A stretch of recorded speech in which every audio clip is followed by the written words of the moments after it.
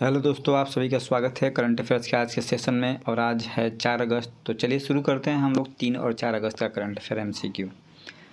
जो सबसे पहला क्वेश्चन है, हाल ही में भारतीय नौसेना को सौंपे गए नीलगिरी श्रेणी प्रोजेक्ट 17A के तीसरे जहाज़ का नाम क्या है?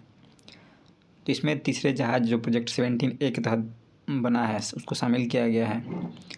उसका नाम है हिमगिरी।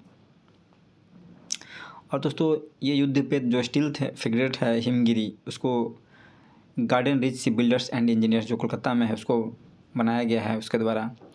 और ये प्रोजेक्ट 1517A के तहत इसमें 7 जहाज़ बनाने हैं, जिसमें तीसरा जहाज़ है। पहला जहाज़ नीलगिरी, उदयगिरी और तीसरा हिमगिरी। ये प्रोजेक्ट 2015 में शुरू किया गया था। नेक्स्ट है, किस संगठन ने महिलाओं के नेतृत्व वाली सहकारी योजनाएं स्वयं शक्ति सहकार योजना और नंदिनी सहकार शुरू की है? दोस्तों, ये शुरू किया गया राष्ट्रीय सहकारी विकास निगम NCDC के द्वारा स्वयं शक्ति सहकार योजना और नंदिनी सहकार।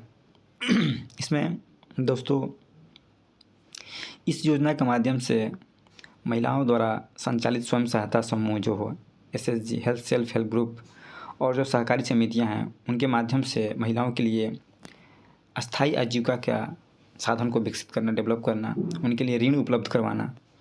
और नंदिनी सहकार जो है वो वित्तीय फाइनेंशियल इंक्लूसिव के द्वारा उनका क्षमता निर्माण, व्यवसाय मॉडल में सहायता करना, इन सब चीज़ों के लिए योजना चलाई जा रही हैं, शुरू की गई हैं।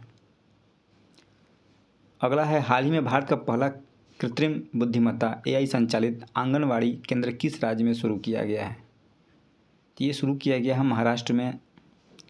जो AI असिस्टेंस है कृत्रिम बुद्धिमत्ता, उसके सहयोग लेकर के ये आंगनवाड़ी शुरू किया गया है महाराष्ट्र में।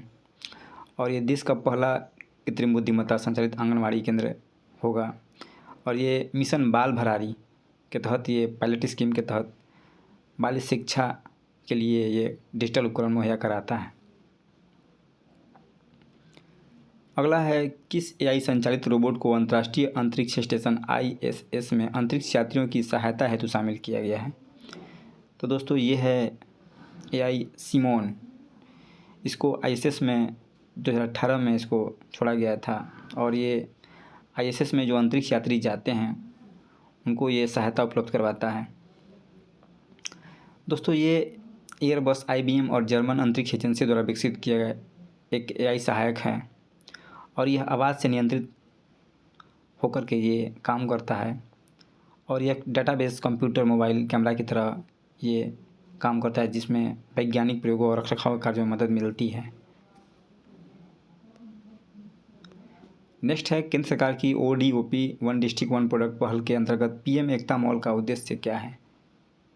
तो PM एकता मॉल का उद्देश्य है स्वदेशी जो उत्पाद हैं और GI टैग वाली वस्तुएं, उनको उनकी बिक्री को बढ़ावा देना, वो किस तरह से ज़्यादा वो सेल किए जाएं। इसी के लिए ये शुरू किया गया था PM Ekta mall one district one product पहल के तहत। 2023 के बजट में, 23-24 के बजट में इसको घोषणा किया गया था। और हाल फिलहाल में से 27 राज्यों में PM एकता मॉल की स्थापना को मंजूरी दे दी गई है। इसका उद्देश्य ये है कि समर्पित खुदरा जो उत्पाद होते हैं, स्वदेशी उत्पाद और GI टैग वाली वस्तुएं, जो स्थानीय हस्तशिल्प वगैरह जो भी हैं, उनको बढ़ावा दिया जाए। अगला है, भारत का मलेरिया उन्मूलन लक्ष्य वर्ष कौन सा है? तो ये हो जाएगा 2030।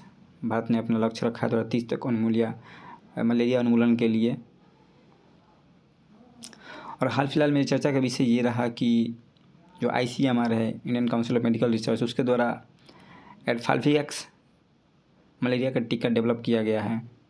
और ये चूहों पर इसका परीक्षण किया गया, जिसमें ये 90% से अधिक प्रभावी रूप से काम किया है। भारत का लक्ष्य 2030 तक मलेरिया का उन्मूलन करना है। ये जो मलेरिया होता है दोस्तों, वो प्रोटोजोआ से फैलता है। और प्लाज्मोडियम फैल्सिफेरम और प्लाज्मोडियम विवैक्स जो परजीवी होते हैं, इन्हीं के माध्यम से मलेरिया फैलता है। और भारत का ये पहला जो है डुअल फेज टीका डेवलप किया गया है एडफाल्सिवैक्स ICMR के द्वारा। अगला है, हाल ही में किस राज्य की 13 नदियों को औपचारिक रूप से प्रदूषित घोषित किया गया है? तो ये 13 नदियाँ हैं गुजरात की, जिनको प्रदूषित घोषित किया गया। और इसमें सबसे अधिक जो नदी है साबरमती, गुजरात की साबरमती नदी, इसको प्रायोरिटी 1 कैटेगरी में रखा गया है, जो सबसे ख़राब श्रेणी मानी जाती है उसमें इसको रखा गया है। और वहाँ पर इन नदियों के जो पानी होते हैं इनको बीओडी के माध्यम से उनकी जांच की गई, बायोलॉजिकल ऑक्सीजन डिमांड, तो उसमें सूक्ष्म जीव जैविक अपशिष्ट की मात्रा बहुत ज़्यादा पाई गई है। और उच्च बीओडी का अर्थ होता है कि उस नदी के जल में अधिक जैविक या कचरा, पानी में ऑक्सीजन की कमी है, तो वो पानी यूज के लिए नहीं है, जलीय जीवन के लिए भी उसे खतरनाक माना जाता है। बिहार से देख लेते हैं दोस्तों, राजगीर के किस स्थल की खुदाई में हाल ही में सूक्ष्म जीवाश्मों के साक्ष्य मिले हैं। तो राजगीर में अजातशत्रु का जो किला मैदान है वहाँ पर खुदाई की गई, जिसमें सूक्ष्म जीवाश्म मिले हुए हैं। और ये जो खुदाई की गई वो बीरबल साहनी पूरा प्राकृतिक विज्ञान संस्थान लखनऊ के जो साइंटिस्ट हैं उनके द्वारा किया गया। और वहाँ पर अध्ययन करने पे ये पता चलेगा कि फाइटोलिप्स पौधों की कोशिकाओं से बने सिलिका कण और डायटम्स, जल में पाए जाने वाले ये शैवाल होते हैं डायटम्स यूनिसेलुलर, वो पाए गए हैं वहाँ पर। नेक्स्ट है, बिहार में नशा और ड्रग्स के खिलाफ किस नई इकाई के गठन की तैयारी की जा रही है। तो state narcotics control bureau SNBC की बिहार सरकार के द्वारा स्थापना की जा रही है, नशा और ड्रग्स के खिलाफ कंटेन करने के लिए। तो दोस्तों आज के करंट अफेयर्स में दोस्तों इतना ही था। Thank you.